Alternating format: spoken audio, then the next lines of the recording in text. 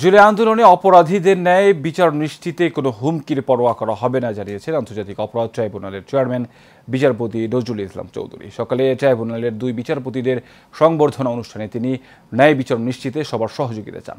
এ সময় জুলাই আগস্টের বিচার প্রক্রিয়া আন্তর্জাতিক মানদণ্ডে হবে বলে জানান অ্যাটর্নি জেনারেল মোহাম্মদ আসাদুজ্জামান। শেখ সোহাগের রিপোর্ট। জুলাই আন্দোলনে সংগঠিত মানবতা বিরোধী অপরাধের মামলার বিচার কাজ দ্রুত শেষ করতে যাত্রা শুরু হলো দ্বিতীয় ট্রাইব্যুনালের। এই উপলক্ষে বিচারপতিদের সম্বর্ধনার আয়োজন করা হয়। এখানে এসেছি আমাদের সুপ্রিম কোর্টের অন্যতম একটা ঐতিহ্য যে মাননীয় বিচারপতিদের অভিবাদন জানানো। অনুষ্ঠানে প্রধান অতিথি অ্যাটর্নি জেনারেল মোহাম্মদ আসাদুজ্জামান বলেন, বাংলাদেশে যাতে আর কেউ দিনের ভোট রাতে করতে না পারে এজন্য সকল অপরাধীদের বিচার নিশ্চিত করা হয়।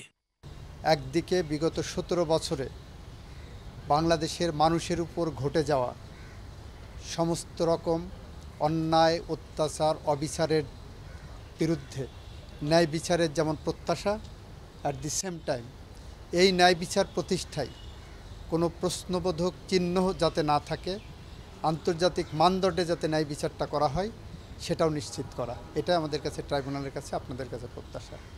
এই ন্যায় বিচার প্রতিষ্ঠা হলেই বাংলাদেশের ইতিহাসে আর যাতে কেউ ক্ষমতায় টিকে থাকার জন্য দিনের ভোট রাতে করতে সাহস না করে, সে যেই হোক, সেই পথ, সেই আলোর পথ দেখানোর জন্য হলেও আন্তর্জাতিক মানদণ্ডে এই ন্যায় বিচার প্রতিষ্ঠা করা প্রয়োজন।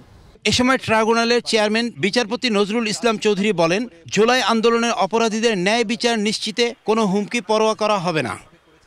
থেকে কিছু মামলা এখানে ট্রান্সফার হয়ে আসবে বলে আমরা আশা করছি, আর কিছু নতুন মামলা এখানে আমরা দাখিল করব এবং এর মাধ্যমে এই ট্রাইব্যুনাল সম্পূর্ণভাবে কার্যকর হবেন এবং তারা কাজ শুরু করে দেবেন ইনশাআল্লাহ। এ সময় বিচার নিশ্চিতে সকলের সহযোগিতা চান ট্রাইব্যুনালের চেয়ারম্যান বিচারপতি। আমরা বাংলাদেশে ন্যায় বিচার প্রতিষ্ঠা চাই। শেখ সোহাগ, এশিয়ান টেলিভিশন, ঢাকা।